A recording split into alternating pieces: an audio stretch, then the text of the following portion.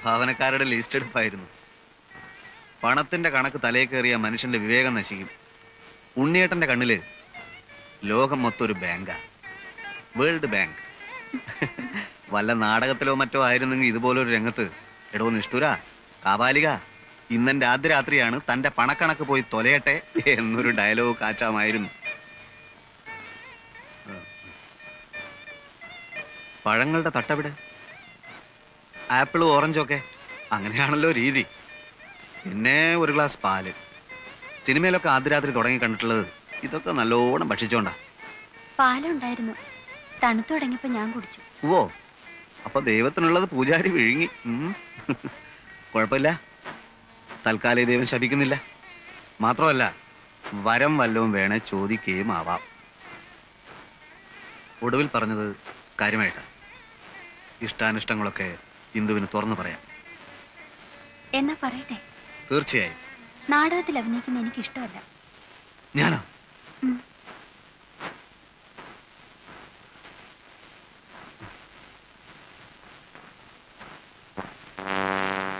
ആദ്യ രംഗത്ത് തന്നെ ആന്റി ക്ലൈമാക്സ് വേണോ എന്റെ ഭഗവാനെ?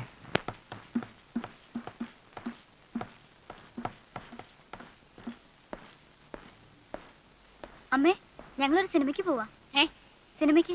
സിനിമയ്ക്കോ? ഇന്നെന്താ ആഴ്ച? ഞായറാഴ്ച. എടാ, ഞായറാഴ്ച ആരെങ്കിലും സിനിമയ്ക്ക് പോവോ? ഞായറാഴ്ച സിനിമയ്ക്ക് മുടക്കൊന്നുമില്ലല്ലോ. അതല്ല മോളെ, ഭയങ്കര തിരക്കായിരിക്കും. ആ തിരക്കിനിടയിൽ ക്യൂ നിൽക്കാനും ടിക്കറ്റ് എടുക്കാനും എന്റെ മരുമകള് ബുദ്ധിമുട്ടുന്നത് എനിക്ക് സഹിക്കില്ല. നിങ്ങൾ നാളെ പോയിക്കോ, വേണമെങ്കിൽ അമ്മയും വരാം. എന്നാ പിന്നെ നമുക്ക് നാളെ പോവാം.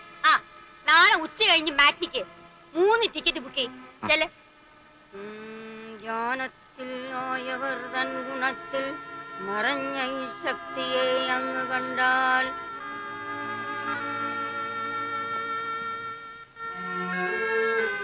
നാളെ നമുക്ക് ഒരു ടെൻഷൻ ഇല്ലാതെ സിനിമയ്ക്ക് പോവാം കേട്ടോ. വേണ്ട, ഞാനില്ല. അമ്മയും മോനും കൂടെ പോയി കണ്ടാ മതി.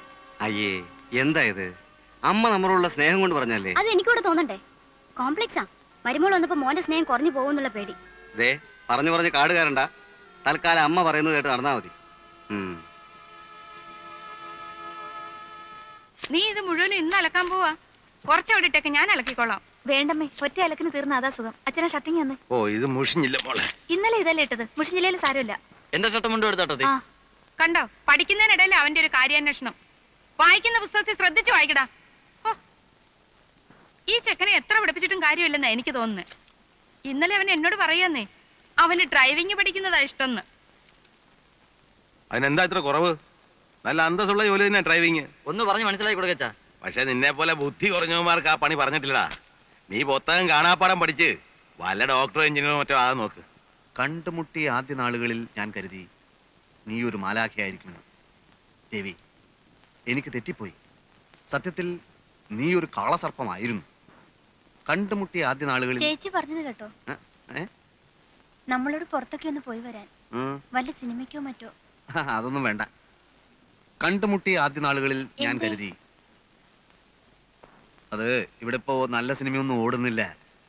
നല്ലതോ ചീത്തയൊന്നും കണ്ടാലല്ലേ പറയാൻ പറ്റൂ. ഇപ്പോ ഇവിടെ ഓടിക്കൊണ്ടിരിക്കുന്ന പടങ്ങളുടെ അഭിപ്രായം അറിഞ്ഞുകൊണ്ട് പറഞ്ഞാ ഞാൻ കണ്ടുമുട്ടിയ ആദ്യ. എനിക്ക് ചീത്ത പടം കണ്ടാ മതി. അങ്ങനെ ഇപ്പൊ കാണണ്ട. കൂടെ കൊണ്ടുപോകാൻ ഇഷ്ടമല്ലെന്ന് പറഞ്ഞാ മതി. അതല്ല, സത്യം പറയാലോ, നമ്മൾ ഒന്നിച്ച് പകൽ വെളിച്ചത്തിൽ നടന്നാല് അതെന്റെ ഇമേജിന് സ്വല്പം മോശമാണ്. എന്ന് വെച്ചാൽ എന്റെ ലേഡീസ് ഓഡിയൻസ് അപ്സെറ്റ് ആവും. മോഹൻലാൽ പെണ്ണ് കെട്ടാൻ പോകുന്ന വിവരം അറിഞ്ഞ് അയാളുടെ എത്ര ലേഡീസ് ഫാൻസാ നിരാശപ്പെടുന്നതെന്ന് അറിയുമോ നിനക്ക്? കെട്ടാത്ത നടന്മാരെ ആ ലേഡീസിന് ഇഷ്ടം. ലേഡീസിന് മാത്രമല്ല, എല്ലാവർക്കും. പിന്നെന്തിനാ കിട്ടിയത്? അല്ലെങ്കിൽ നിങ്ങൾ മോഹൻലാലും മമ്മൂട്ടിയൊന്നല്ലോ. ഇപ്പോഴല്ല, നാളെ ചിലപ്പോ ആയിക്കൂടൊന്നില്ലല്ലോ. വടകരയില് ഞങ്ങളുടെ നാടകം കാണാൻ വന്ന സിനിമാ പ്രൊഡ്യൂസർ എന്നെ കനത്ത രീതിയിലൊന്ന് നോട്ടോട്ടിരിക്കുകയാണ്. തമാശയല്ല, ഒരു മഹാൻ പറഞ്ഞത് എന്താണെന്നറിയോ? ഒരു യഥാർത്ഥ കലാകാരന്റെ അമ്മ അവരുടെ 70-ാം വയസ്സിലും ചെരുപ്പില്ലാതെ നടക്കും. അവന്റെ ഭാര്യ പട്ടിണി കിടന്ന് നരകിക്കും.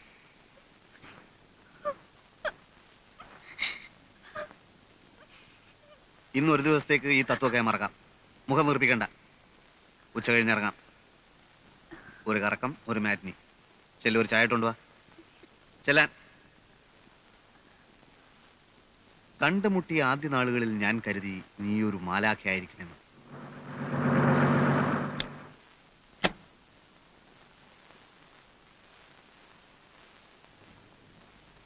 ആവൂ, ഞങ്ങൾ സംശയിച്ചിരിക്കായിരുന്നു. പ്രോഗ്രാം നേരത്തെ പറയാത്തതുകൊണ്ട് പ്രേമനോടെ കാണുമെന്ന്. കവിതാലയക്കാരുടെ ഹീറോയിനിക്ക് സുഖമില്ല, അതുകൊണ്ട് പെട്ടെന്ന് നമുക്കൊരു പകരക്കളി വീണ് കിട്ടി. നമുക്ക് പോയിക്കളെ. ആ ഇന്ന് വേണ്ടെന്ന് പറയുന്നേ. അത് പറ്റില്ല. ആ മഹാൻ കലാകാരന്മാരെ പറ്റി പറഞ്ഞ ഓർമ്മയുണ്ടല്ലോ. ഒരു യഥാർത്ഥ കലാകാരന്റെ ഭാര്യയ്ക്ക് ഇതുപോലുള്ള പല ദുർഘടഘട്ടങ്ങളെയും അതിജീവിക്കേണ്ടതായിട്ടുണ്ട്. പരീക്ഷണമാണ് കുട്ടി, പരീക്ഷണമാണ്.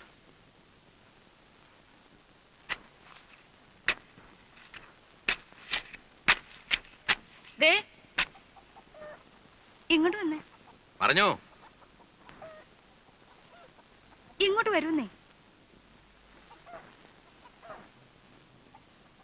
നമ്മുടെ ആശ ദൈവം കേട്ടു എന്നാ തോന്നുന്നേ. നമ്മുടെ ഏതാശ? ഗീതയ്ക്ക് വിശേഷം ഉണ്ടോന്നൊരു സംശയം. ആ നിന്നോട് പറഞ്ഞോ? 2-3 ദിവസം മുമ്പ് ഒരു സൂചന തന്നിരുന്നു. ഇപ്പതാ കടുമാങ്ങ ഇട്ട ഭരണിയുടെ കെട്ട് പൊട്ടിച്ചിരിക്കുന്നു.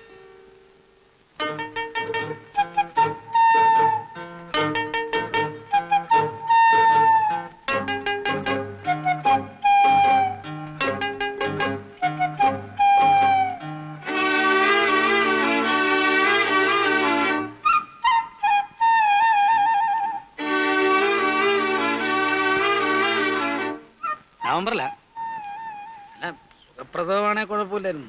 വല്ല കോംപ്ലിക്കേഷൻ അടച്ചെങ്ങനെ ഉണ്ടായെങ്കിലും ഒന്ന്. ഇതുകൊണ്ടാണ് ഞാൻ പറഞ്ഞത് എനിക്ക് പ്രൊമോഷൻ കിട്ടിയിട്ട് മതിയായിരുന്നു. എന്നാൽ ഇതങ്ങ് വേണ്ടെന്ന് വെക്കാം. എന്നാണോ ഞാൻ പറഞ്ഞത്? എടി, നമ്മൾ പ്രാക്ടിക്കൽ പ്രോബ്ലംസിനെ പറ്റി ഒന്ന് ചിന്തിക്കണ്ടേ? നമ്മളുടെ ജീവിതത്തിലേക്ക് ഒരു പുതിയ പാർട്ടി കടന്നു വരികയാണ്. അതിനു മുമ്പ് നമ്മളൊന്ന് തയ്യാറാവണ്ടേ? പിന്നെന്താ ഇങ്ങനെ ഒരു സ്നേഹമില്ലാത്ത പോലെ? സ്നേഹമില്ലെന്നോ? ആർക്ക്? ഇങ്ങോട്ട് നോക്ക്. ഒരച്ഛനാകുന്നതിന്റെ ത്രില്ലൊക്കെ എനിക്കും ഉണ്ടടി.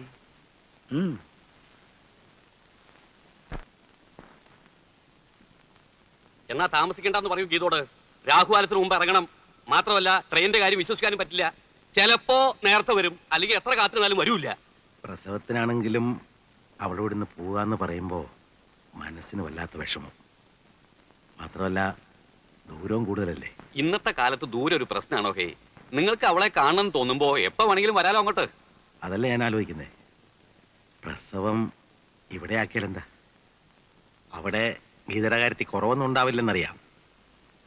ഇവിടെ ആകുമ്പോ സ്ഥിരമായിട്ട് നോക്കുന്ന ഡോക്ടറുണ്ട്, പിന്നെ ഞങ്ങളെല്ലാം ഉണ്ട്. എന്ന് വെച്ച് നാട്ടുനടപ്പ് നടത്തണ്ടെന്നാണോ? അവളുടെ അച്ഛനെ മരിച്ചിട്ടുള്ളൂ, അമ്മയുണ്ട്, അമ്മാവനായിട്ട് ഞാനും ഉണ്ട്. ഒരു പ്രസവം നോക്കാനുള്ള ശേഷിയും ഇപ്പൊ ഞങ്ങൾക്കുണ്ട്. അയ്യോ, അതല്ല പറഞ്ഞത്. അത് തന്നെ പറഞ്ഞത്. കല്യാണം കഴിഞ്ഞ പിന്നെ ഒരു 10 ദിവസം അവളെ വീട്ടിൽ നിർത്തിയിട്ടില്ല. ഇപ്പോഴെങ്കിലും അതിന് സാധിച്ചില്ലെങ്കിലേ നാട്ടുകാർ ഞങ്ങളെ കളിയാക്കും. അവളുടെ അമ്മയാണ് ഇവിടെ കാത്തു നിൽക്കുക. ആരോഗ്യം ഉണ്ടായിരുന്നേ അവളോട് വന്നേനെ കേട്ട്. ഇക്കാര്യം ഞാൻ അവിടെ ചെന്ന് പറഞ്ഞ അയ്യോ. ഞാൻ വരുന്നേ. അച്ഛനത്തിന് ആവശ്യമില്ല ടെൻഷൻ ഉണ്ടാക്കുന്നേ. അങ്ങനെ അല്ലെങ്കിലേ ചൂടനാ. ഇനി ഇതുകൂടെ വഴക്കാവും.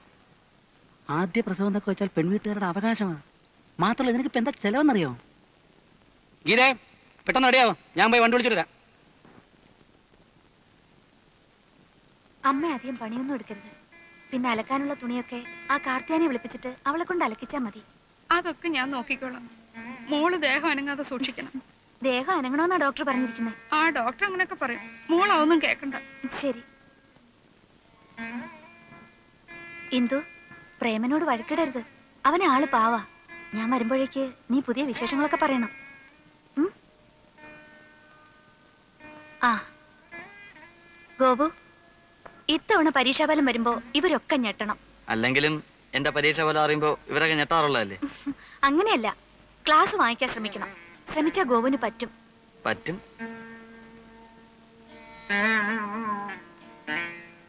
അച്ഛാ, മഞ്ഞത്തൊന്നും ഇറങ്ങി നടക്കരുത്. പിന്നെ സ്വാമിമുറിയിൽ രാസനാഥിപ്പൊടി വാങ്ങി വെച്ചിട്ടുണ്ട്. കുളി കഴിഞ്ഞാൽ ഉടനെ അത് തലേ തിരുമണം. മൂക്കിലൊഴിക്കുന്ന തുള്ളിമരുന്നിന്റെ കാര്യം ഞാൻ ഇന്ദുവിനോട് പറഞ്ഞിട്ടുണ്ട്. ഇന്ദു, ആ മരുന്നിന്റെ കാര്യം മറക്കല്ലേ. മോള് സമയമാകുന്നതിന് മുമ്പ് തന്നെ നഴ്സിംഗ് ഹോമിൽ അഡ്മിറ്റ് ആകണം. വേദന തോന്നുമ്പോൾ കൊണ്ടുപോകാൻ പെട്ടെന്ന് ആരും ഉണ്ടായെന്ന് വരില്ല. പിന്നെ അച്ഛനൊന്നും പേടിക്കാതിരുന്നേ. ഇത് കണ്ടോ അമ്മേ, അച്ഛനെ പേടി മുഴുവൻ. അല്ല, ആദ്യമായിട്ട് മുത്തശ്ശനാകാൻ പോലെ, അപ്പൊ അതിന്റെ ഒരു അതെ അതെ അതെ. വേറെ പിന്നെ അമ്മേ വടക്കേലെ കാർത്തൂന് ഇന്നലത്തെ നെയ്യിന്റെ കാശ് കൊടുത്തില്ല, അത് കൊടുക്കണം. ആ പിന്നെ നമ്മുടെ മുളയടിക്ക് ദിവസം വെള്ളം ഒഴിക്കണം. അതൊക്കെ അമ്മ നോക്കിക്കോളാം. വണ്ടി വന്നു, ഒന്ന് വേഗം ഇറങ്ങാ. ഒരു ടാക്സി വിളിക്കായിരുന്നില്ലേ മോനെ? ടാക്സി പോയാലും ഓട്ടോറിക്ഷ പോയാലും സ്റ്റേഷനിൽ എത്തിക്കുള്ളൂ. ടാക്സി ആകുമ്പോൾ 25 രൂപ, ഇതാവുമ്പോൾ 10 രൂപ നിൽക്കും. ബാബാ 2 രൂപ കൂടുതൽ തരാന്ന് പറഞ്ഞു. തരത്തില്ലെന്ന് ഞാനും പറഞ്ഞിട്ടുണ്ട്. സൂട്ടിച്ചായ കയറ സാരി ഒന്നും കുത്തിക്കരുത്. അപ്പൊ പൈസയുടെ കാര്യോ? ആള് കയറട്ടോ. ഒരു ഓട്ടോ കൂടെ വേണ്ടി വരുമോ? എന്തിന്? ഇനിയും കയറില്ല, 7 എണ്ണം വേണമെങ്കിൽ.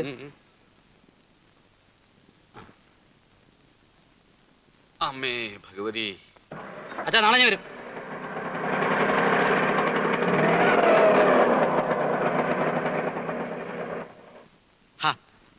രമേ, ഇതൊക്കെ എല്ലാ കുടുംബങ്ങളും ഉണ്ടാകുന്നതല്ലേ? കുറച്ചൊക്കെ നമ്മൾ കണ്ടില്ല എന്ന് വെക്കണം. ഇത്ര നാളെ ഞാൻ കണ്ടില്ലെന്ന് വെച്ചു. എനിക്കിവിടെ ഉറക്കൊന്ന് ചിരിക്കാൻ പാടില്ല, പുറത്താരോട് മിണ്ടാൻ പാടില്ല. ഇന്നലെ ഫ്രിഡ്ജ് തുറന്നപ്പോ പറയാ അറിയാൻ വയ്യാത്താരാവൊന്നും തുടണ്ടാന്ന്. എന്താ ഞാനിതൊന്നും കണ്ടിട്ടില്ലേ? അമ്മയുടെ സ്വഭാവം അതാണെന്ന് വെച്ച് അതങ്ങ് സഹിക്കുക. വേണ്ട, ഞാൻ ഇവിടുന്ന് വലിഞ്ഞേറി വന്നൊന്നുമല്ലല്ലോ. എനിക്ക് വീട്ടുകാരൊക്കെ ഉണ്ട്. പക്ഷെ എനിക്ക് എന്റെ അമ്മ മാത്രമേ ഉള്ളൂ. അമ്മയാണ് എന്നെ വളർത്തി ഇതുവരെ ആക്കിയത്. നീ വന്നെന്ന് കരുതി അമ്മയെ പിടിച്ച് പുറത്താക്കാനൊന്നും എനിക്ക് പറ്റില്ല. വേണ്ട, ഞാൻ പുറത്തു പോയേക്കാം. അതാണല്ലോ ആവശ്യം. ഇവിടെ കാലുകുത്തി അന്ന് മുതൽ കേട്ട് തുടങ്ങിയത് ഓരോ കുത്തുവാക്കൾ. അമ്മായിമ്മ പോരെന്നൊക്കെ കേട്ടിട്ടുണ്ട്, പക്ഷെ ഇങ്ങനെ ഒരു പോര് ഞാൻ കണ്ടിട്ടില്ല. രമേ, കൂടുതൽ സംസാരിക്കണ്ട. ഇന്നലെ കയറി വന്ന നീ ഇവിടെ ഭരിക്കാന്ന് വിചാരിക്കണ്ട. ആരെന്ത് കുറ്റം പറഞ്ഞാലും എന്റെ അമ്മ എനിക്ക് വലുതാ. അത് കഴിഞ്ഞിട്ടേ ഉള്ളൂ നീ.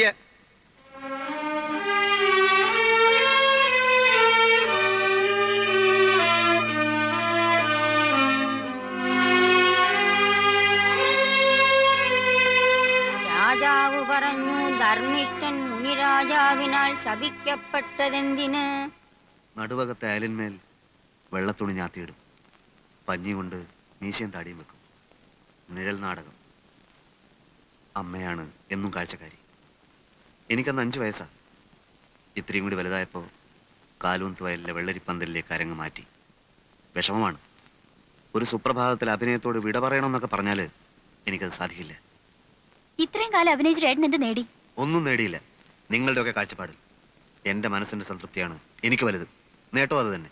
ഭാവിയെ പറ്റി ഒന്നും ആലോചിക്കേണ്ടെന്നാണോ? ഞാൻ മുരളിയേട്ടനോട് പറയാം, എന്തെങ്കിലും ബിസിനസ് തുടങ്ങാനുള്ള സഹായം. അല്ലേ? എനിക്ക് സൗകര്യമില്ല. ഒരു നാടക നടന്റെ ഭാര്യയായിട്ടാണ് നീ ഈ വീട്ടിലേക്ക് വന്നത്. കൂടുതലൊന്നും ആഗ്രഹിക്കണ്ട, എന്നിൽ നിന്ന് പ്രതീക്ഷിക്കുകയും വേണ്ട.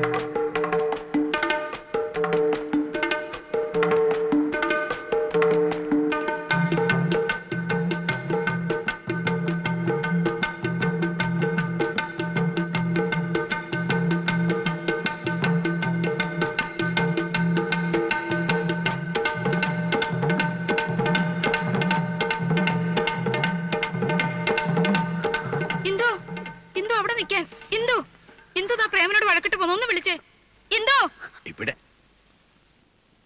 ഇതൊക്കെ യുവതലമുറയുടെ പ്രശ്നങ്ങളാ. നമ്മൾ ഇടപെടണ്ട. ഈ അകത്ത് ഒരു ചായ എടുക്ക്.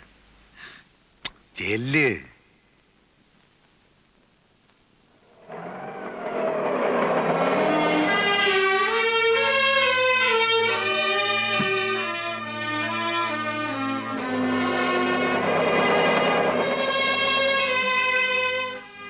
എന്താ മോളെ ഒറ്റയ്ക്ക്?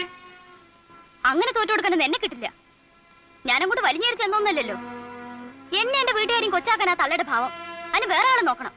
ഞാൻ പറഞ്ഞു ചോദിക്കാൻ പറയുന്നത് എനിക്കും ആളുണ്ട്, കയറി കിടക്കാൻ സ്ഥലമുണ്ടെന്ന്. അമ്മയ്ക്ക് മോനും വരച്ച വരയിൽ നിർത്താൻ എന്നെ പോലുള്ള പെമ്പിളേരെ ഇന്നത്തെ കാലത്ത് കിട്ടില്ല. ആരും അന്വേഷിച്ചു വന്നാ പറഞ്ഞേക്ക്.